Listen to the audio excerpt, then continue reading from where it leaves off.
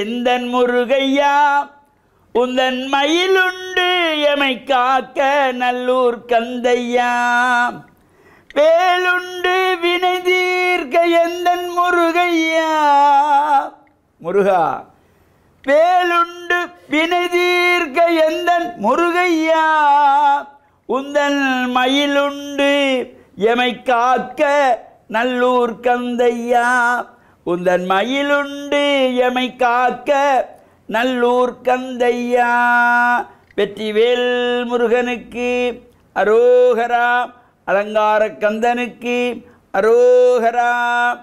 ஓம் நமச்சிவாய. மேன்மைகள் சைவநீதி விளங்குக உலகமெல்லாம்.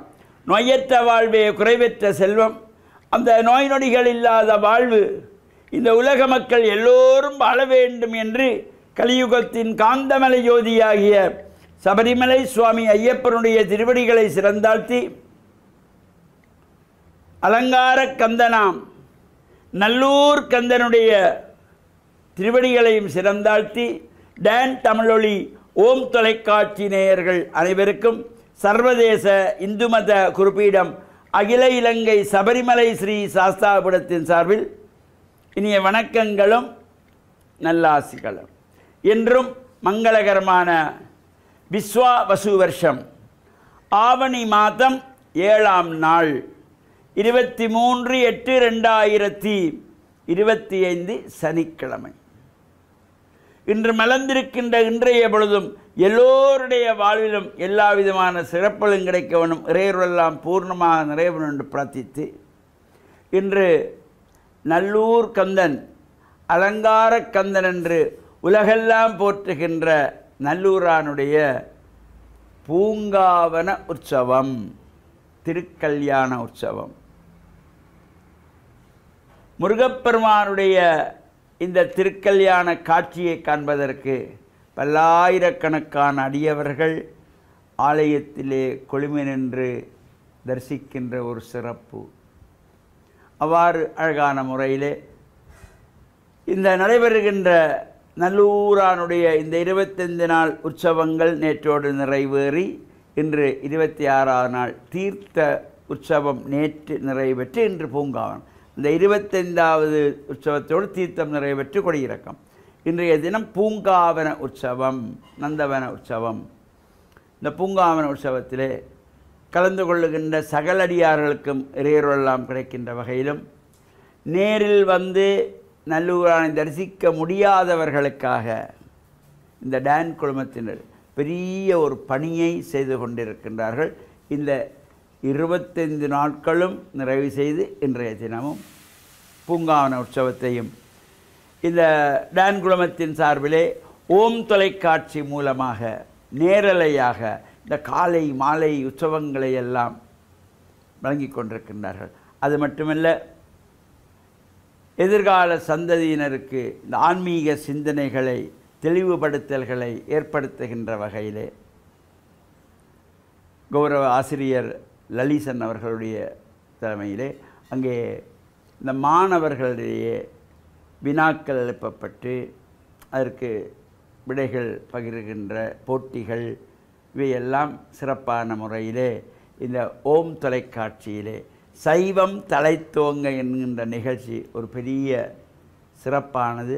மாணவர்களுக்கு நல்ல பலன்களை தரக்கூடியது, ஆன்மீக சம்பந்தமான அறிவை வளர்க்கக்கூடியது. இது பிள்ளைகளுக்கு மட்டுமல்ல பெரியவர்களுக்குமே அவசியமானது. இந்த சைவம் தலைத்தோங்க என்ற நிகழ்ச்சி தொடர்ந்து நடைபெற்று வந்தது இந்த உற்சவ காலங்களிலே. அது ஓம் தொலைக்காட்சி மூலமாக இந்த டான் குழுமத்தினர் சார்பிலே தினமும் அது நடைபெற்று வந்தது. அதேபோல் இந்த உற்சவங்களையும் ஒவ்வொரு நாட்களும் காலையும் மாலையும் இவ்வாறு சிறப்பாக நேரலையாக ஒளிபரப்பு செய்து நேரில் கலந்து கொள்ள முடியாதவர்களுடைய முருகனுடைய ஆசையையும் முருகனை பார்க்க வேண்டும் என்ற எண்ணத்தையும் அவரவர் வீட்டிலே இருந்து ஓம் தொலைக்காட்சி மூலமாக பார்க்கக்கூடிய வாய்ப்பினையும் கொடுத்திருக்கிறார்கள் டான் குழுமத்தினர். அவர்களுக்கு முருகனுடைய திருவள்ளெல்லாம் நிறைய வேண்டும் என்று பிரார்த்தித்து இந்த உற்சவ காலங்களில் அனைவரும் கலந்து கொள்ள வேண்டும். வருகின்ற புதன்கிழமை 27/8/2025 அன்றைய தினம் விநாயகப் பெருமானுக்குரியதாகிய சிறப்பான விரதம் ஆவணி விநாயக சதுர்த்தி, வளர்பிறை சதுர்த்தி. இந்த ஆவணி சதுர்த்தி அன்றைய தினம் சிறப்பான முறையிலே பல்வேறு விநாயகர் ஆலயங்களிலே சங்காபிஷேகங்கள், தேர் திருவிழாக்கள், பால்குட பவனிகள் சிறப்பாக நடைபெறும். அதே போல் அன்றைய தினத்திலே மீன்பாடும் தேன்னாடி என்று போற்றுகின்ற கிழக்கு மாகாணம் மட்டக்களப்பு செங்கலடி ரமேஷ்புரம் என்கின்ற பதியிலே கோவில் கொண்டு எழுந்தருளியுள்ள ஸ்ரீ வள்ளி தேவசேனா சமேத சித்திரவேலாயுத சுவாமி ஆலயத்தினுடைய மகா கும்பாபிஷேக தின மணவாளக்கோல மகா சங்காபிஷேகம். அன்றைய தினம் இந்த கும்பாபிஷேக தினம். முருகப்பெருமானுக்கு காலை விசேஷ திரவிய அபிஷேகங்கள், திரவிய ஹோமங்கள், மகா சங்காபிஷேகம் நடைபெற்று அதனைத் தொடர்ந்து சர்வ அலங்கார பூஷிதராக வசந்த மண்டபத்திலே அலங்கார தீபாராதனை நடைபெற்று சுவாமி புறப்பட்டு உள்வீதி வலம் வருகின்ற சிறப்பான நிகழ்வும் நடைபெற இருக்கின்றது. அத்துடன் பகல் முருகப்பெருமானுடைய உற்சவம் நிறைவு பெற்றதும் மகேஸ்வர பூஜை என்கின்ற அன்னதான பூஜையோடு இந்த நிறைவு பெற இருக்கின்றது. எனவே சகல அடியார்களும் இதிலே கலந்து இறையருளை பெற்று மண்ணில் நல்ல வண்ணம் வாழவும், நல்லூரானுடைய இந்த அலங்காரக்கந்தனுடைய பூங்காவன உற்சவத்திலே கலந்து கொள்ளுகின்றவர்களுக்கும் எல்லா விதமான சிறப்புகளும் கிடைத்து பேரானந்த பெருவாழ்வு வாழ டான் தமிழொலி ஓம் தொலைக்காட்சி நேயர்கள் அனைவருக்கும் சர்வதேச இந்து மத குறிப்பிடம் அகில இலங்கை சபரிமலை ஸ்ரீ சாஸ்தாபுரத்தின் சார்பில் நல்ல ஆசிகளை கூறிக்கொள்வதில் மனமகிழ்வு கொள்கிறோம். சர்வே ஜனாக சுகினோ பவந்து சமஸ்த சன் மங்களான் சன் சுபம்.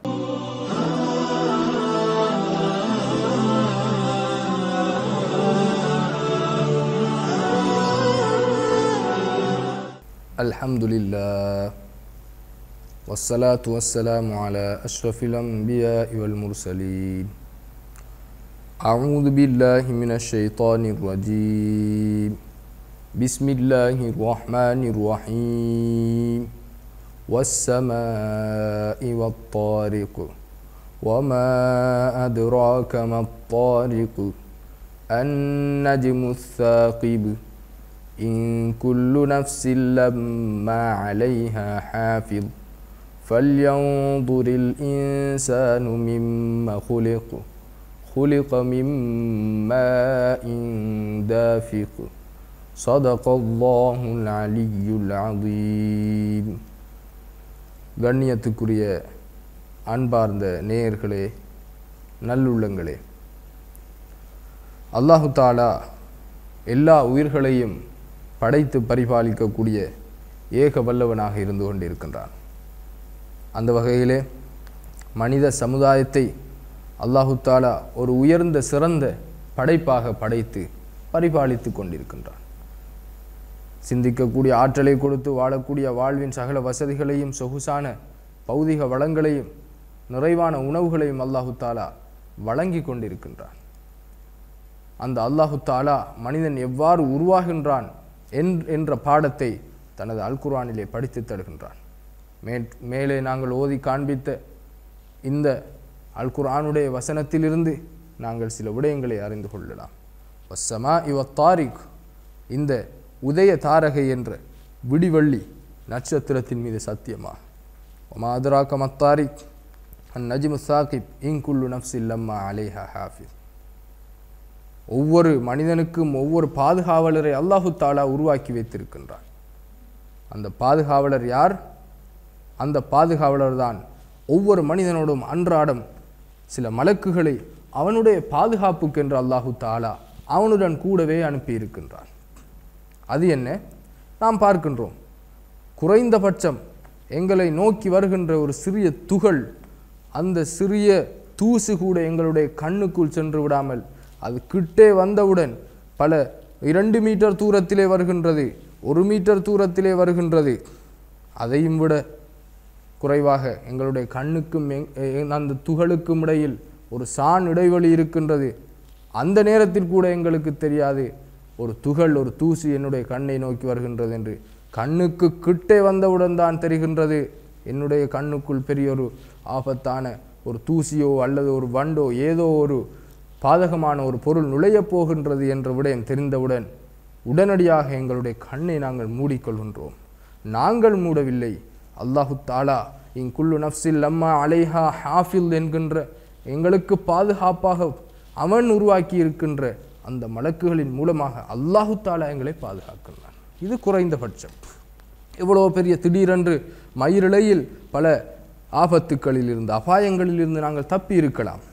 அல்லாஹு தாலாவுடைய விதிதான் எங்களுக்கு முடிவாக இருந்தாலும் அதையும் விட அல்லாஹ்வுடைய பாதுகாப்பு அதுவே எங்களுக்கு அவனுடைய புறத்திலிருந்து கிடைத்த அருளாக இருந்தால் அல்லாஹு தாலா அவனுடைய பாதுகாவலர்களை கொண்டு எங்களை பாதுகாக்கின்றான்.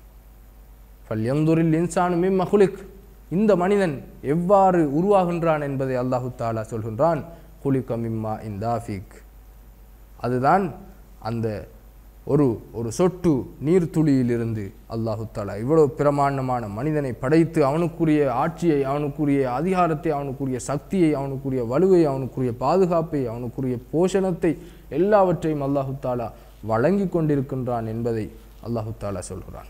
யஹ்ருஜு மின் பைனி சுல்பி வத்தராயிப், ஆண்களுடைய முதுகந்தண்டிலிருந்தும் பெண்களுடைய மார்பக பகுதியிலிருந்தும் வெளியாகின்ற அந்த நீரிலிருந்து அல்லாஹு தாலா படைத்திருக்கின்ற படைப்பாற்றல் எத்தகையது சகோதரர்களே!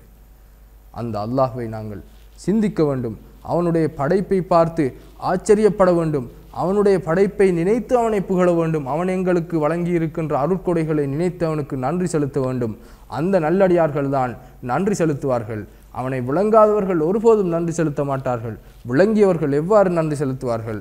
ரப்பனா மா ஹலக்த ஹாதா பாத்திலா சுப்ஹானக ஃபக்கினா அஸாபன்னார், எங்களுடைய இறைவனே, இவற்றை எல்லாம் நீ வீணுக்காக படைக்கவில்லை, எங்களை நீயே பாதுகாப்பாயாக, அந்த நரகின் கொடுமையிலிருந்து எங்களை பாதுகாப்பாயாக, நீயே தூய்மையானவன் என்று பிரார்த்தனை செய்வார்கள். எனவே இப்படியாப்பட்ட நல்ல விடயங்களை நாங்கள் அறிந்து வாழ்வில் செயற்படுத்த எல்லாம் வல்ல அல்லாஹு தாலா நம் அனைவருக்கும் அருள் புரிவானாக.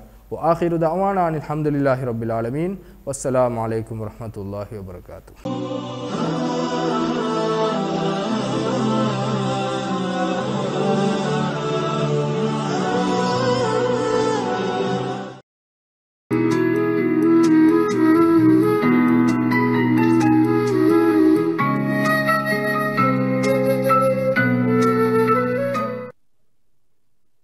இறை இயேசுவில் என் அன்பு நெஞ்சங்களே, கிறிஸ்தவ நற்சிந்தனை வேளையிலே உங்களை சந்திப்பதில் பெரும் மகிழ்வு கொள்கின்றேன்.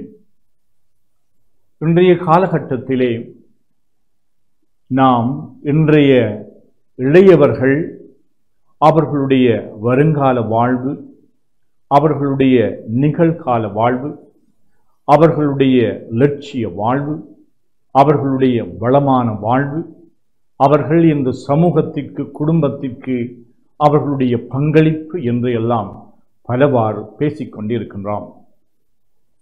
ஒருமுறை இயேசுவை ஒரு இளையவர் சந்திக்கின்றார். இந்த வேத நூலிலே கூறப்படுகின்றது, அவர் ஒரு செல்வந்தர் என்று, பணக்காரன், பல சொத்துக்களுக்கு உரிமையுடைய ஒரு நல்ல மனிதன். அவர் இயேசுவை எப்படி பின்பற்றலாம் என்ற நோக்கோடு நிலை வாழ்வை அடைவதற்கு நான் என்ன செய்ய வேண்டும் என்று கேட்கின்றார். அப்பொழுது இயேசு அவரை அன்பொழுக நோக்குகின்றார். ஒரு மனிதன் தன்னுடைய வாழ்விலே லட்சியத்தோடு வாழ வேண்டும், நல்ல வாழ்வை அவன் அணைத்து கொள்ள வேண்டும் என்ற உயர்வான நோக்கோடு தன்னை அணுகி இந்த கேள்வியை கேட்கின்றார் என்பதனால் முதலாவது ஒரு நிபந்தனையாக அல்லது வழிமுறையாக இயேசு கூறுகின்றார், கட்டளைகளின்படி நட, அதாவது கட்டுப்பாடோடு வாழ். உன்னுடைய வாழ்விலே இறைவன் கொடுக்கின்ற அந்த சட்ட திட்டங்களை அனுசரித்து ஒரு நல்லவனாக நீ வாழ முடியும் என்று சொன்ன பொழுது அவன் சொன்னான், நான் சிறிய பருவத்திலே இருந்தே இந்த மோசேயினுடைய கட்டளைகளை எல்லாம் கண்ணும் கருத்துமாக நான் கடைபிடித்து வருகின்றேன் என்று. அப்பொழுது இயேசு மீண்டும் அவனை அன்பொழுக பார்த்து சொன்னார், உனக்கு ஒன்று குறைவாக இருக்கின்றது, உன்னிடம் இருக்கின்ற சொத்துக்களை விற்று ஏழைகளோடு பகிர்ந்து கொள்வாயா? அதாவது நீ தனித்து வாழ்வதற்கான உன்னுடைய வாழ்வில் ஒழுக்கம், அடக்கம், இப்படிப்பட்ட கடமை உணர்வு எல்லாம் உன்னுடைய ஆளுமையிலே நிறைவாக பதிந்திருக்கின்றது. உன்னுடைய ஆளுமை இன்னும் முழுமையடைய வேண்டும். நிலை வாழ்வை நீ பெற்றுக்கொள்ள வேண்டும். என்னுடைய வழியை நீ பின்பற்ற வேண்டும் என்று சொன்னால் பற்றற்றவனாக வாழ வேண்டும். நான் என்கின்ற அந்த எண்ணம் அடுத்தவர் என்கின்ற எண்ணத்திற்கு பறந்து விரிந்து செல்ல வேண்டும் என்று கூறுகின்றார். அப்பொழுது இந்த நல்ல மனிதன் இளையவன் கவலையோடு தன்னுடைய வீடு திரும்பினான் என்று நற்செய்தி கூறுகின்றது. ஏனென்றால் அவன் தன்னை பற்றி மட்டுமே நினைக்கின்றவன். அவன் நல்லவனாக இருந்தான். பொய், களவு, ஏமாற்றம் எதுவும் இல்லாமல் நேர்மையோடு வாழுகின்ற ஒரு நல்ல மனிதன். ஆனால் அது மட்டும் ஒரு மனிதனுடைய வாழ்விலே அவனை நிறைவுள்ளவனாக ஆக்காது என்பதை இயேசு அறிந்தவராக தன்னை முன் உதாரணமாக கொண்டு அவர் தன்னுடைய வழியை பின்பற்ற வேண்டும் என்று அழைத்த பொழுது இந்த இளையவன் கவலையோடு சென்றான் என்று கூறப்படுகின்றது. ஏனென்றால் அவனுக்கு சொத்து பத்திலே, நான் என்கின்ற அந்த ஆளுமையிலே அதிக அவன் பற்று கொண்டிருந்தான். தன்னை பற்றித்தான் அவன் நினைத்தான். ஆகையினாலே சுய கௌரவத்தோடு வாழ வேண்டும் என்று நினைத்தானே ஒழிய அவன் தன்னுடைய வாழ்விலே தன்னுடைய ஆளுமையிலே இருக்கின்ற நன்மைத்தனங்களை தன்னுடைய வாழ்க்கையில் அவன் உரிமையாக்கி கொண்டிருக்கின்ற சொத்துக்களை, அதாவது செல்வங்களை, இவ்வுலகத்துக்கு சார்ந்தவற்றை அவன் பயன்படுத்தி அடுத்தவர்களை அன்பு செய்வதனாலே நிலை வாழ்வை பெற்றுக்கொள்ள முடியும் என்ற அந்த வாழ்விலே அவனுக்கு நம்பிக்கை இருக்கவில்லை. அல்லது அவன் இந்த உலகத்திலே தான் பெற்றுக்கொண்டிருக்கின்ற அந்த செல்வங்கள், சுகபோகங்களை துறப்பதற்கு அவனுக்கு மனமில்லாமல், தியாகம் செய்வதற்கு மனமில்லாமல் போய்விட்டது. ஆகையினாலே ஒரு இளையவர் தன்னுடைய வாழ்வில் எதிர்காலம் சுபிட்சமாக நிலை வாழ்வை நோக்கி ஒரு பயணமாக இருக்க வேண்டுமென்றால் அவர் நான் என்கின்ற அந்த எண்ணத்தை துறந்து கடந்து அடுத்தவர் என்கின்ற ஒரு பரந்த விரிந்த மனப்பான்மையோடு பிறரன்போடு தன்னுடைய வாழ்வை அவன் அதிலே பயணிப்பதற்கு அடியெடுத்து வைக்க வேண்டும். ஆண்டவர் இயேசு எங்கள் ஒவ்வொருவரையும் குறிப்பாக இளையவர்களை அழைக்கின்றார்.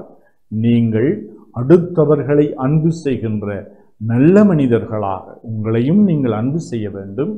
நீங்கள் உங்களுடைய வாழ்க்கையையும் கட்டுப்பாடுள்ள வாழ்வாக, அறநெறிகளை பின்பற்றுகின்ற ஒரு நேர்மையாளர்களாக நீங்கள் வாழ வேண்டும். அதே வேளையிலே இன்னுமொரு படி உயர்ந்து நீங்கள் அடுத்தவர்களுக்கு நான் என்ன செய்ய முடியும், அடுத்தவர்களை வாழ வைப்பதற்கு, அன்பு செய்வதற்கு, இரக்கம் கொடுப்பதற்கு, அல்லது அவர்களுக்கு எங்களுடைய சேவையை வழங்குவதற்கு, என்னுடைய பங்களிப்பை இந்த சமூகத்திற்கு கொடுப்பதற்கு நான் என்னை தியாகம் செய்ய வேண்டும் என்கின்ற அந்த வாழ்க்கை நிறையிலே நாங்கள் அடியெடுத்து வைக்க வேண்டும் என்று அழைத்து நிற்கின்றார். இறைவன் உங்கள் ஒவ்வொருவரையும் இந்த நாளிலே நிறைவாக ஆசீர்வதிப்பாராக. ஆமென்.